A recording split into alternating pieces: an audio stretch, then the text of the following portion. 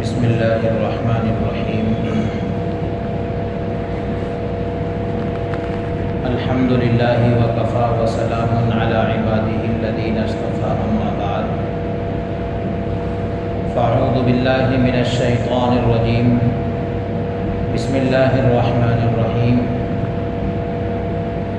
والذین تبوؤوا الدار والایمان من قبلہم يحبون من هاجر إليهم ولا يجدون في صدورهم حاجة مما أوتوا ويؤثرون على أنفسهم ولو كان بهم خصاصة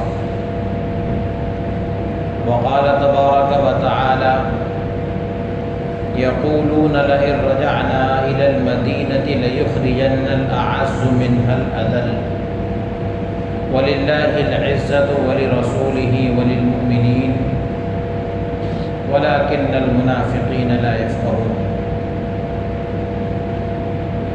وقال تبارك وتعالى أفمن أسس بنيانه على تقوى من الله ورضوان خير من أسس بنيانه على شفا جرف هار فانهار به في نار جهنم صدق الله العظيم سبحانك لا علم لنا إلا ما علمتنا إنك أنت العزيز الحكيم۔ محترم بزرگوں، قابل قدر ساتھیوں، دینی اور اسلامی بھائیوں، اللہ تعالیٰ نے اس کائنات میں، اس رنگ و بو میں انسانوں میں بھی مراتب رکھے ہیں۔ بعضوں کو بلند بنایا اور بعضوں کو ان کے مقابل میں پست بنایا۔ انبیاء علیہم السلام کائنات میں سب سے افضل لوگ ہیں، پھر صحابہ ان کے بعد کے لوگ ہیں، پھر ان کے بعد کے درجات والے تابعین ہیں، اسی طرح علماء، اتقیاء، صلحاء یہ عوام الناس کے مقابل میں افضل ہے۔ اسی طرح اللہ تعالیٰ نے مقامات کو اور مکانات کو بھی ایک دوسرے پر فوقیت دی ہے، فضیلت دی ہے۔ کسی زمین کو کسی دوسری زمین پر فضیلت دی، کسی جگہ کو کسی دوسری جگہ پر فضیلت دی، اور یہ فضیلتیں نسبتوں کی وجہ سے ہوا کرتی ہیں۔ کائنات میں مکہ مکرمہ کو فضیلت ہے کعبۃ اللہ کی وجہ سے،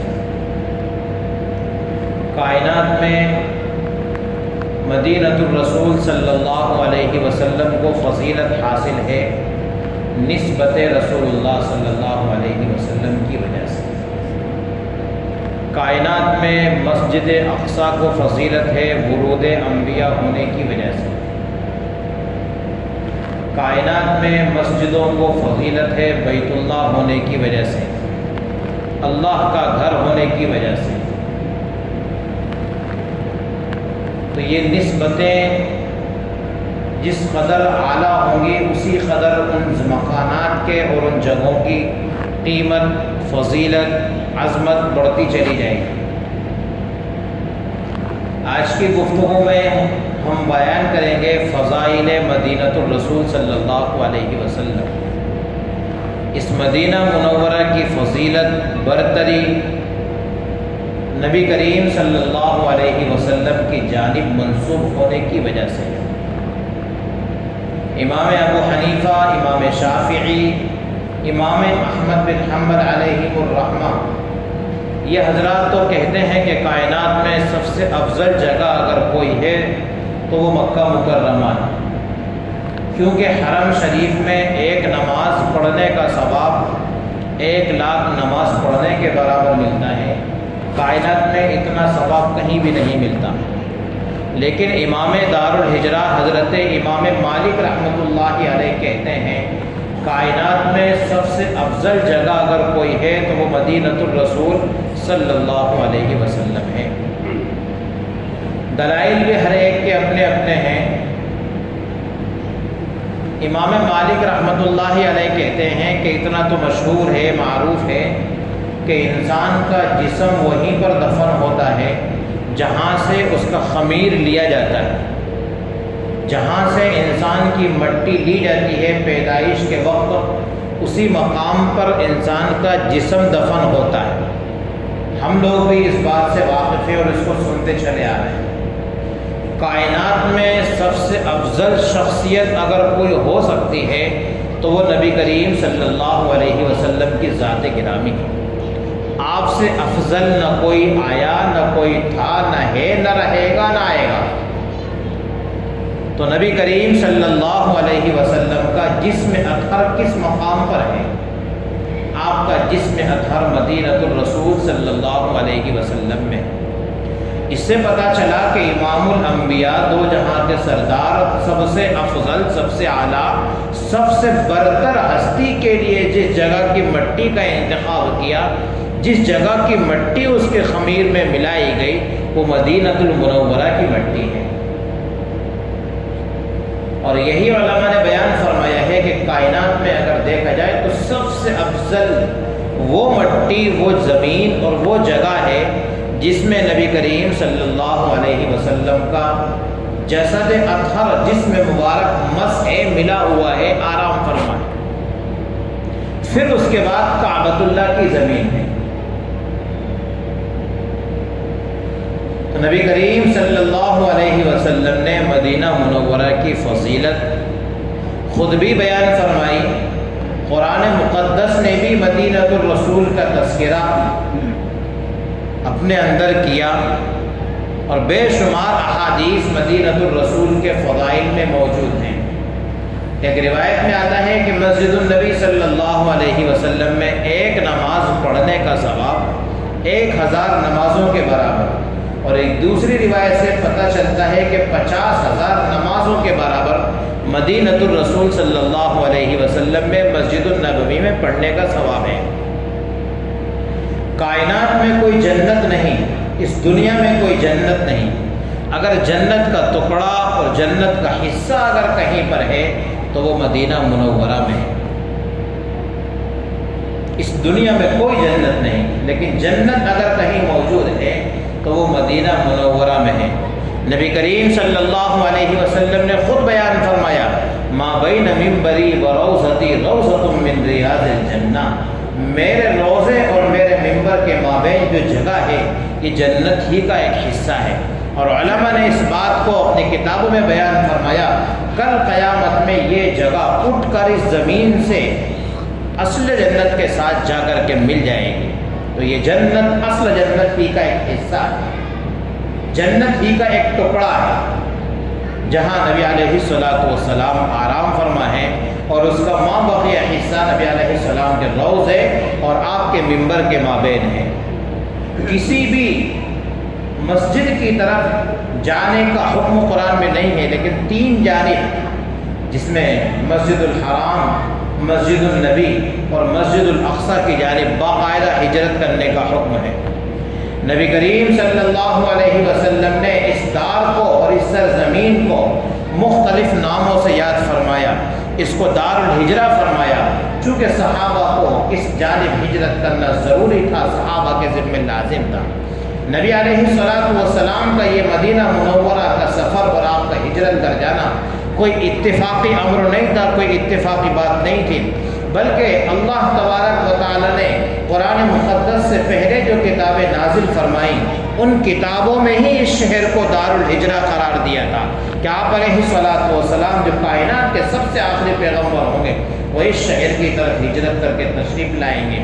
بلکہ پرانے عالموں نے ان کتابوں کو جب لوگوں کو پڑھ کر کے سنایا تو کسی نے نبی علیہ الصلوۃ والسلام کے لیے باقاعدہ مدینہ منورہ میں ایک گھر تعمیر کرایا، اور یہ کے بعد دیگرے اس کی وصیت کی جاتی رہی تھی، اور وہ گھر حضرت ابو ایوب انصاری رضی اللہ تعالیٰ عنہ کا مکان تھا کہ جب نبی علیہ الصلوۃ والسلام ہجرت کر کے وہاں تشریف لے گئے، آپ کی اونٹنی اسی مکان کے قریب ٹھہر گئی، اور وہیں پر آپ علیہ الصلوۃ والسلام نے ایک لمبے عرصے تک قیام فرمایا۔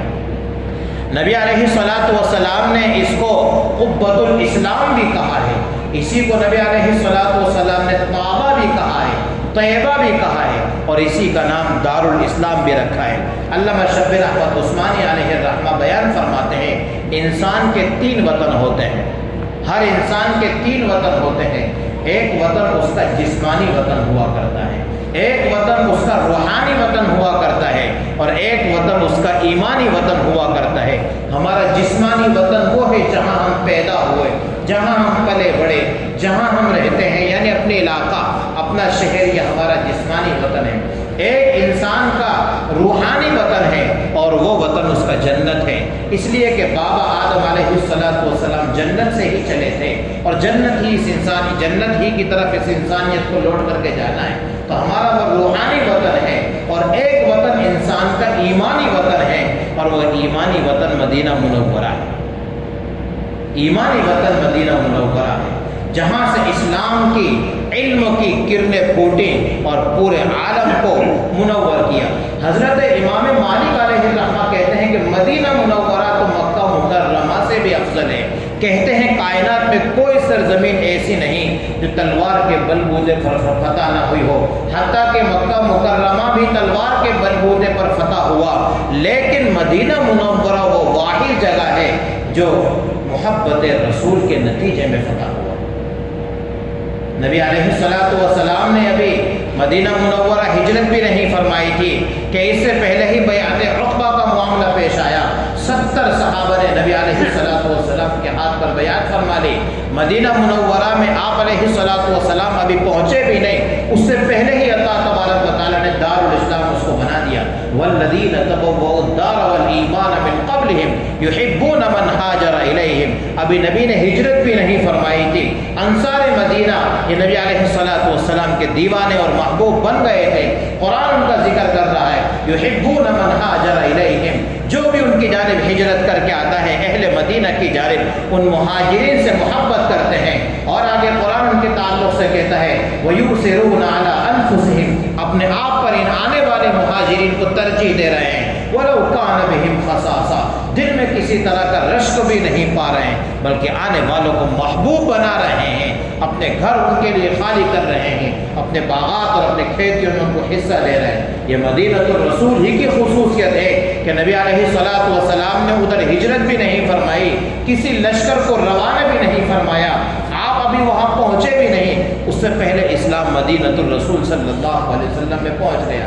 جب نبی علیہ السلام ابو بکر کے ساتھ ہجرت کرتے ہوئے مدینہ منورہ پہنچے تو آپ کے استقبال میں وہاں کی بچیاں لوریاں گا رہی تھیں، طلع البدر علینا، طلع البدر علینا من ثنیات الوداع۔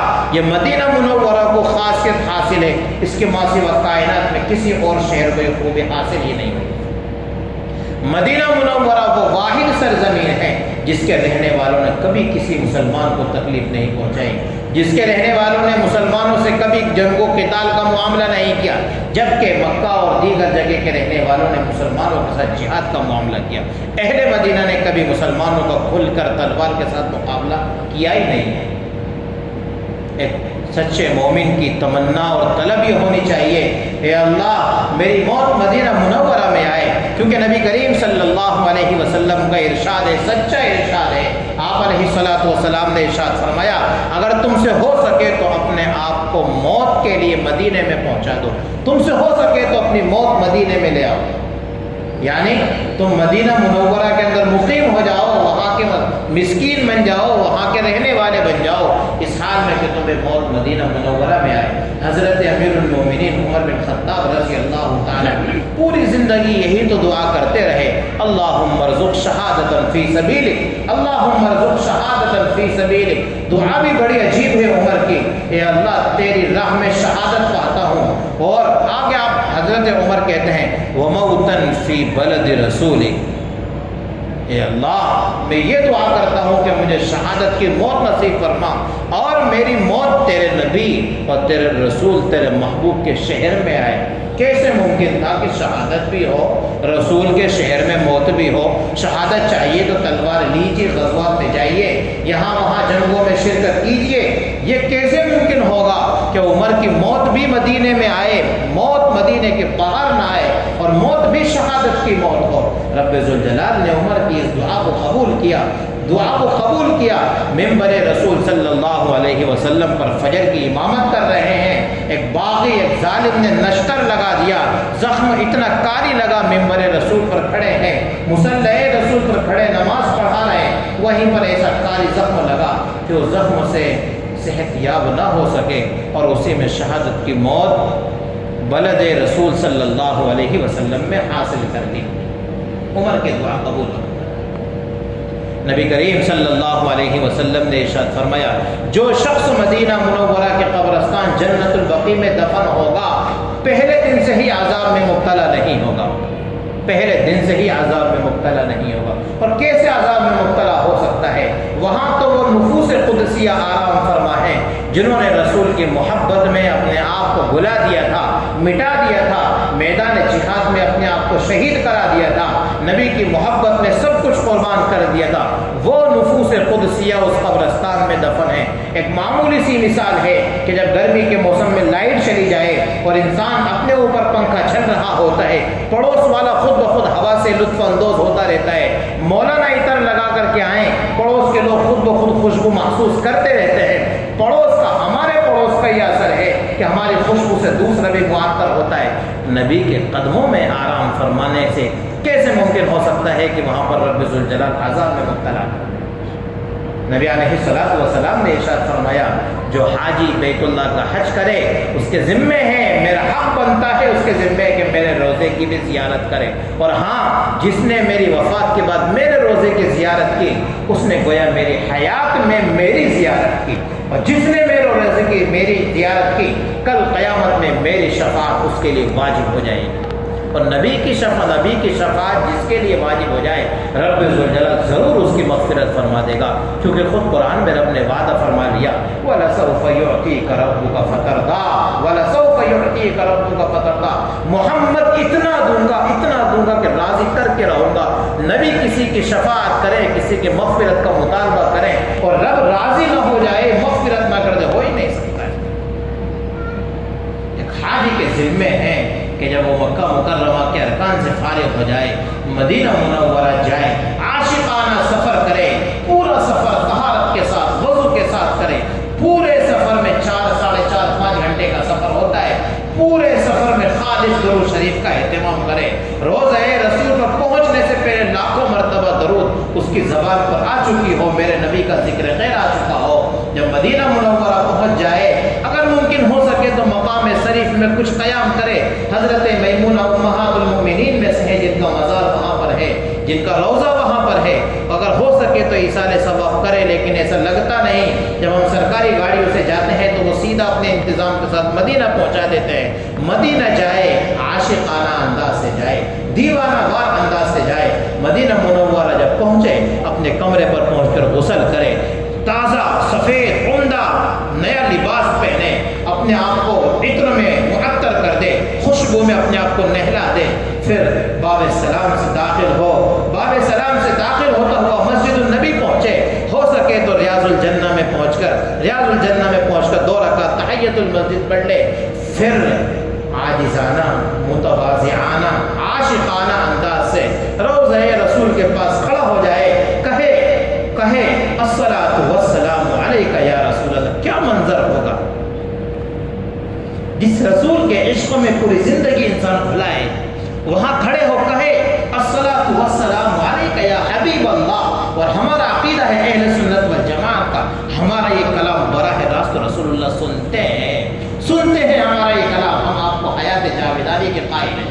اللہ نے آپ کو حیات جاویدانی دی اور آپ اندر سے جواب بھی مرحمت فرماتے ہیں، کہے دیوانہ وار الصلاۃ والسلام علیک یا خیر خلق اللہ۔ کائنات میں سب سے افضل پر سلام پیش کر رہا ہوں۔ ادب کا تقاضا، باواز بلند چیخ کر نہیں، محبت رسول میں ڈوب کر صلاۃ و سلام پیش کریں، کہہ لے اشہد ان لا الہ الا اللہ و اشہد ان محمد رسول اللہ۔ نبی میرا عقیدہ ہے کہ میرا کلمہ آپ سن رہے ہیں، اور میں کائنات میں مسلمان تھا، یہاں وہاں کلمہ پڑھتا رہتا تھا، میرا ایمان تھا کہ میں مسلمان ہوں، میرا یقین تھا کہ میں مسلمان ہوں، لیکن ابھی میرا عقیدہ ہے کہ آپ میرا کلام سن رہے ہیں، آپ کی موجودگی میں سے مسلمان ہو رہا ہو، کہہ رہا ہوں اشہد ان لا الہ الا اللہ۔ کل قیامت میں جب رب ذوالجلال کے سامنے میری حاضری ہوگی، یا رسول اللہ طالب ہوں کہ آپ میری شفاعت کریں گے، گواہی دیں گے ہاں یہ وہی بندہ ہے جس نے میرے سامنے کلمہ پڑھا، جس نے میرے سامنے اسلام قبول کیا۔ نبی علیہ السلام کا روزہ، آپ علیہ السلام کے روزے کی جالی انسان کے قلب کو کھینچتی ہے۔ ہم ایک فوٹو تصویر دیکھتے ہیں، اندر سے بےتاب ہو جاتے ہیں۔ جب نبی کے روزے کو دیکھیں گے تو کیسے بےتاب ہو جائیں گے؟ جن کو اللہ نے حج کی وسعت دی ہے، حج کا فارم بنے، حج کے سفر بنائیں، لیکن اگر کسی کے پاس اتنی وسعت نہیں ہے تو عمرے کا پلان تو بنائے۔ یہ ماہ ذی القعدہ چل رہا ہے، نبی کریم صلی اللہ علیہ وسلم نے ایک عمرے کے علاوہ جتنے بھی عمرے فرمائے تمام عمرے اسی ماہ ذی القعدہ میں کیے۔ یہ خصوصاً عمرے کا مہینہ ہے، نبی علیہ السلام نے اسی ماہ ذی القعدہ میں اپنے عمرے کیے ہیں۔ یہ پیارا مہینہ ہے جس میں میرے نبی نے عمرے کیے۔ اس کے بعد نبی علیہ السلام کے شہر میں ایسا لازم ہو جائے، ایسا چسپا ہو جائے اسے شہر میں اپنے آپ کو جما لے، اس مسجد کے ماں سے وقت کہیں نمازیں نہیں پڑھوں گا، کیونکہ نبی نے بیان فرمایا جس شخص نے میری مسجد میں مسلسل بلا ناغہ 40 نمازیں پڑھیں اس کو تین خوبیاں اور 3 خوشیاں اس کو نصیب ہوں گی۔ جہنم کی آگ سے برات اس کو حاصل ہو جائے گی، نفاق سے اس کو پروانہ مل جائے گا، اور میری شفاعت اس کے لیے لازم ہو جائے گی۔ نبی علیہ السلام کی مسجد کی 40 نمازیں، اور اتنا ہی وقت دیتے ہیں 8 دن کا بس، زیادہ سے زیادہ 41 42 43 نمازیں ہو پاتی ہیں۔ ان نمازوں میں اتنا اہتمام کرے جانے والا کہ اس مقام کے علاوہ کہیں بھی نماز نہ پڑھے۔ مدینہ الرسول صلی اللہ علیہ وسلم کے فضائل مناقب اتنے بے شمار ہیں کہ اس کا اندازہ فقط اس سے لگایا جا سکتا ہے کہ اس مدینہ الرسول کے 99 نام ہیں، جس کی جتنی زیادہ فضیلت، جتنی زیادہ عظمت ہوتی ہے اس کے اتنے زیادہ نام ہوتے ہیں۔ مدینہ الرسول کے 99 نام نبی علیہ السلام نے بیان فرمائے۔ دار السلام اس کو کہا، دار القرار اس کو کہا، قبۃ الاسلام اس کو کہا، طابہ اس کو کہا، طیبہ اس کو کہا، بلد الرسول اس کو کہا، اور نہ معلوم کون کون سے خطاب اس شہر کے لیے نبی کریم صلی اللہ علیہ وسلم نے بیان فرمائے۔ یہ ہے مدینہ الرسول صلی اللہ علیہ وسلم۔ ایک ایمانی بھائی کے لیے، ایک مسلمان کے لیے ضروری ہوتا ہے کہ جس رسول نے، جس نبی نے جس شہر سے محبت کی اس نبی سے ہم محبت کرتے ہیں، اور محبوب کا محبوب بھی محبوب ہوا کرتا ہے۔ مدینہ الرسول کے تعلق سے نبی کریم صلی اللہ علیہ وسلم نے دعا کی، اے اللہ ہجرت مدینہ سے پہلے جیسے ہم مکہ سے محبت کرتے تھے اس سے دگنی محبت مدینہ الرسول کی ہمیں عطا فرما۔ میرا نبی دعا کرے، میرا نبی اس کے لیے دعا کرے کہ جتنی ہجرت مدینہ سے پہلے مکہ سے محبت کرتے تھے، کتنی محبت مکہ سے کرتے تھے۔ یاد کیجئے ہجرت کی رات ہے، نبی کریم صلی اللہ علیہ وسلم ابو بکر کے ساتھ قیادہ پا شار ہجرہ، جو مکہ میں آج بھی ایک روڈ ہے شار ہجرہ، اس راستے سے روانہ ہو رہے ہیں، جبل سور کی طرف چلے جا رہے ہیں۔ منتہائے نظر پر کھڑے ہو گئے، جہاں سے مکہ مکرمہ نظر آ رہا تھا، تڑپ کر بےتابانہ آواز کہنے لگے، اے شہر مکہ، اے شہر مکہ، اس کائنات میں سب سے زیادہ تم مجھے محبوب تھا، تیرے باشندے اگر مجھے یہاں سے نہ نکالتے، یہ نبی، یہ محمد کبھی بھی اس شہر سے متارکت اختیار نہیں کرتا، کبھی بھی اس شہر کو چھوڑ کر نہیں جاتا۔ اتنی محبت مکہ مکرمہ سے میرے نبی کو ہے۔ پھر مدینہ منورہ جب پہنچ گئے تو کیا دعا کر لیں، اے اللہ مدینہ سے اتنی محبت مجھے عطا فرما کہ مکے سے ہو اس سے دگنی محبت مجھے مدینہ سے عطا فرما۔ نبی علیہ السلام کے صحابہ حیات رسول صلی اللہ علیہ وسلم میں دیوانہ وار مدینہ منورہ جاتے، آپ سے ملاقات کرتے، شرف صحابیت سے اپنے آپ کو سرشار کرتے، مشرف کرتے، وفات رسول کے بعد مدینہ کا رخ کرتے، روضہ رسول پر جا کے صلاۃ و سلام پڑھتے، وفات رسول کے بعد مدینہ منورہ جاتے، آپ کے روضے پر جا کر صلاۃ خوانی کیا کرتے۔ اور آپ علیہ السلام کی وفات سے لے کر آج تک امت مسلمہ کا یہ دستور چلا آ رہا ہے، دیوانہ وار مدینہ منورہ جاتے ہیں، خود بھی اپنا سلام وہاں پیش کرتے ہیں، جو لوگ سلام کی درخواست کرتے ہیں ان کا بھی سلام وہاں پر پہنچ جاتے ہیں۔ ایک ایک بات یاد رکھیں، ایک سوال آتا ہے کہ بہت سارے لوگ ہم کو روضہ رسول پر سلام پیش کرنے کے لیے کہتے ہیں، یاد ہی نہیں رہتا ہے کس کس کا سلام پیش کریں، مطلق طور پر کہتے ہیں یا رسول اللہ ان تمام مسلمان بھائیوں کی جانب سے آپ کی خدمت میں سلام جنہوں نے مجھے آپ کی خدمت میں سلام پہنچانے کو کہا ہے۔ ہو گیا سب کی طرف سے سلام، سب کی طرف سے یا رسول اللہ آپ کی خدمت میں سلام۔ مدینہ سے جب واپسی ہو، آخری ملاقات روضہ رسول کی ہو، کھڑا ہو جائے رسول اللہ کی جالی کے پاس جا کر سنہری جالی کو تکتا رہے، آنسو ٹپکاتا رہے اور رسول اللہ سے الوداعی صلاۃ و سلام پڑھ کر، صلاۃ و سلام الوداعی سلام کر کے الٹے پاؤ وہاں سے رخصت ہو جائے۔ مدینہ الرسول صلی اللہ علیہ وسلم کے آداب ہی اتنے ہیں جن کو بیان کرنے کے لیے ایک وقت درکار ہے۔ اللہ تعالیٰ مدینہ الرسول کی محبت ہمارے قلوب میں پیوست فرمائے، مدینہ الرسول کی حاضری ہمارا مقدر بنائے اور آداب مدینہ کی ہمیں پاس و لحاظ کرنے کے توفیق عطا فرمائے۔ وما توفیق الا باللہ۔